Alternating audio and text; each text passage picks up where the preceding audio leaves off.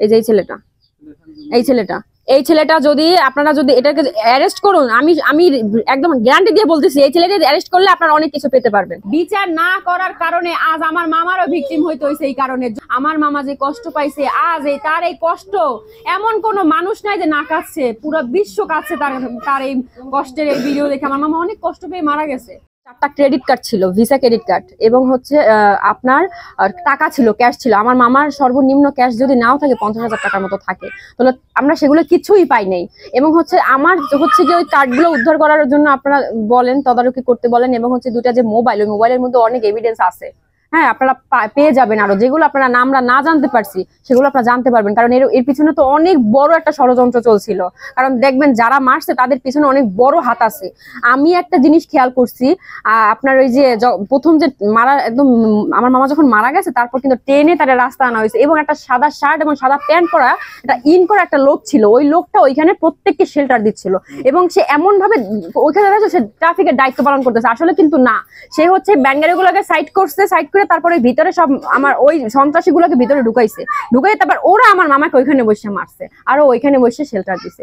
এই লোককে, সেই লোকটা আপনারা বের করবেন, এই লোকটা, এবং পুলিশকে বলবেন যে এটা অতি দ্রুত এটাকে আইনের আওতায় আনা হোক। হ্যাঁ, আর একটা ছেলে আছে, এই যে আমি দেখাচ্ছি আপনাদের ছেলেটাকে, এই ছেলেটাকে অতি দ্রুত আওতায় আনা হোক। এটা অনেক কিছু পেয়ে যাবেন, অনেক কিছু, যদি এটাকে দেখেন। এই ছেলেটা, এই যে এই ছেলেটা যদি আপনারা যদি এটাকে অ্যারেস্ট করুন, আমি আমি একদম গ্যারান্টি দিয়ে বলতেছি, এই ছেলেকে অ্যারেস্ট করলে আপনারা অনেক কিছু পেতে পারবেন, অনেক কিছু পাবেন। হ্যাঁ, ও আমার মামারে অনেক রকমের, যে যার জন্য পুরো বিশ্ব তার পক্ষে, ও সে জায়গায় নেগেটিভ কেন কথা বলবে? সেই জন্য আমরা চাচ্ছি ওকে ইন্টারোগেট করা হোক, ওকে আইনের আওতায় এনে সবকিছু ওকে জিজ্ঞাসাবাদ করা হোক। কেন বললো এটাই দাবি। হ্যাঁ আছে, এবং ও হ্যাঁ প্রচুর হুমকি দামকি আসছে। এবং আমরা চাচ্ছি আমাদের ওইগুলো আমাদের ফিরিয়ে দেওয়া হোক। ওগুলা জিম্বি করা, ওগুলা জিম্বি করা, এবং লক্ষ লক্ষ টাকা ওদের কাছে আমার মামার আছে, লক্ষ লক্ষ টাকা আমার মামার টাকা ওদের কাছে জিম্বি রাখা আছে। এগুলো আমি চাচ্ছি যে আপনারা আইনের মাধ্যমে এগুলো আমাদের উদ্ধার করে দেন।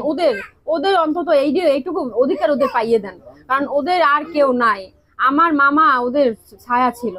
আমি মাননীয় আইনমন্ত্রীকে আবেদন করছি যে এটা যেন অতিরিক্ত খুব দ্রুত এটা যেন আইনের আওতায় সবাইকে আনা হয়, এবং এটা রায় প্রদান করা হোক তাড়াতাড়ি, যে কোনো রকমের যেন কোনো পিছু পা না হয়। যেমন এখানে এটা এখন গরম আছে, পরবর্তীতে ঠান্ডা হয়ে যাওয়ার কারণে এমন আছে সবাই রিপ্লেস হয়ে যাবে, তখন আমার এই ভাই বোন দুটার পরিস্থিতি খুব খারাপ হয়ে যাবে। আমার মামা যে কষ্ট পাইছে, আজ তার এই কষ্ট এমন কোনো মানুষ নাই যে না কাঁদছে, পুরো বিশ্ব কাঁদছে তার এই কষ্টের এই ভিডিও দেখে। আমার মামা অনেক কষ্ট পেয়ে মারা গেছে, অনেক কষ্ট পাই, আমার মামা অনেক কষ্ট পাইছে। এই যে এর আগেও হয়েছে, বিচার না করার কারণে আজ আমার মামারও ভিকটিম হইতে হয়েছে। এই কারণে যদি এই আগে বিচার ঠিক মতো করা হইতো, তাহলে অন্তত আমার মামাকে এগুলো করার আগে 10 বার ভাবতো যে না, এই দেশ স্বাধীন দেশ, এই দেশে কোনো অন্যায় চলবে না। যদি আগে বিচারটা হইতো, তাহলে আমার মামার মতো আরো ভবিষ্যতে এরকমের হবে, যদি আমার মামার বিচারটা না হয়। যেমন বাহিরের রাষ্ট্রে কিন্তু তাৎক্ষণিকভাবে বিচার হয়, আমাদের বাংলাদেশে এটা হয় না, যার কারণে আমাদের বাংলাদেশে প্রতিনিয়ত অন্যায়, অবিচার, অত্যাচার এবং অন্যায় হয়ে আসতেছে।